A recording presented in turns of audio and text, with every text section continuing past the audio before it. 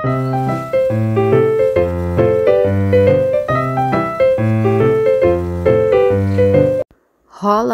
Na-miss ko nga ito. And for today's video, eto nga at napagtripan kong magluto ng lechon belly.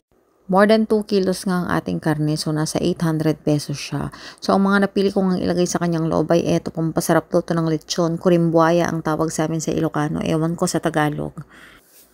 Nilagyan ko nga muna ng pepper at asin yung kanyang balat na, which is ito yung error ko, ito yung mali ko kasi hindi pala dapat nilalagyan kasi mahihirapan kang palutungin yung balat ng lechon.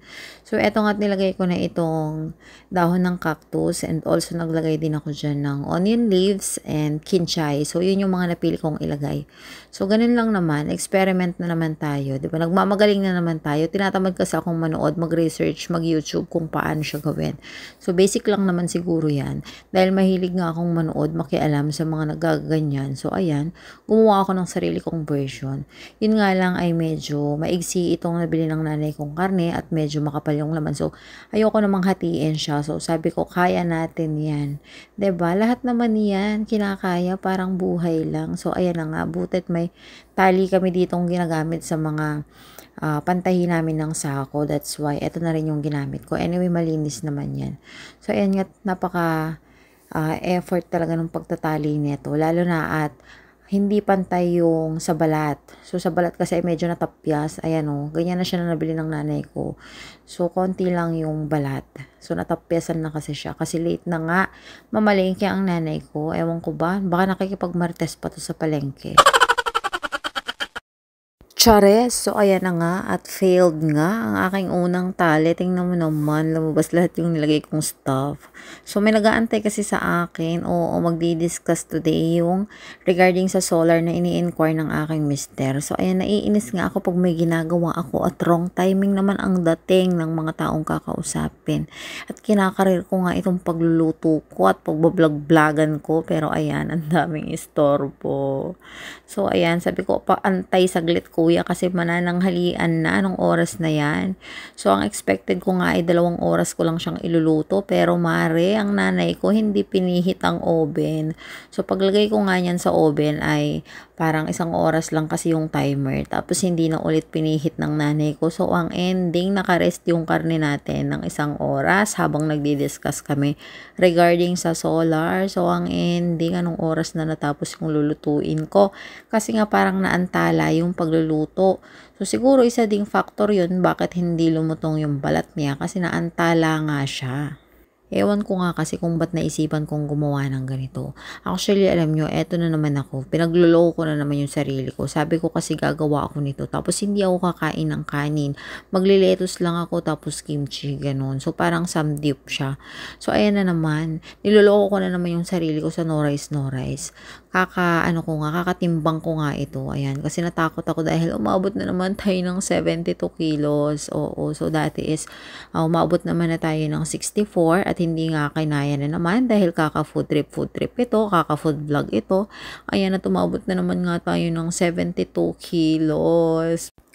Pero anyway, ganun talaga. Ang hirap mag-maintain ng healthy living, healthy lifestyle ngayong panahon na to. Kasi 'di ba, konting depressed lamon, konting depressed kung saan-saan ka nakakarating para lang kumain. I deserve ko to. Ayan, I also deserve yung bilbil ko. Diba? Dapat nga proud ako kasi diba ginastusan ko to. Ginastusan ko yung mga pagkain kung bakit lumaki at bumigat na naman ako. So, ayan na nga, finally, naitali ko na din. So, ayan nga siya bago ko ilagay sa oven. Ang ganda naman, diba? Ang cute naman. Yun nga lang talaga, sablay, kasi hindi lumutong yung balat. Yun pa naman yung pinaka-paborito ko dun, yung balat. Pero ganun talaga, hindi lahat ng bagay, perfect. Hindi lahat ng gusto natin, magagawa natin, diba?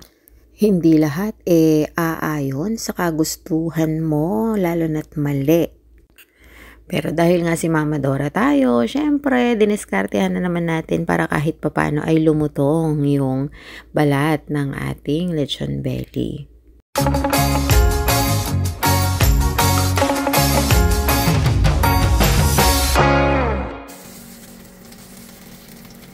So, pinahiran ko pa nga yan ng evap para lumutong kako. Pero, yun nga, sablay ako dun sa part na nilagyan ko ng salt and pepper yung balat. So, yun talaga yung nakapagpa-stop ng paglutong ng balat niya. So, feeling ko talaga hindi na naabot ng lunch, kaya nagisa na lang ako nitong tinatawag nilang sipo egg ata ito. Pero gumawa ako ng sarili kong version. Yes, naglagay ako ng konting curry and gata and also honey. So, nawala nga yung video ng cooking show ko. Kakamadali na rin dahil manananghalian na. So, ayan na siya, diba? Napakakulay. Dinagdagan ko rin pala yan ng zucchini, yung galing Baguio, yung Baguio trip namin. Itatry ko kako yung zucchini. So, dun ko nilagay. Yun, para lang pala siyang patola. So, ayan na nga siya. Talagang hindi na siya aabot sa lunchtime namin. So, anyway, ginawa na lamang namin siyang dinner. And then, iskartehan ni Mama Dora para siya ay lumutong. So, yun muna. Thank you so much for watching. Shout out nga sa'yo, Ate Sunshine Pristo. Mag-PM ka na sa ating page.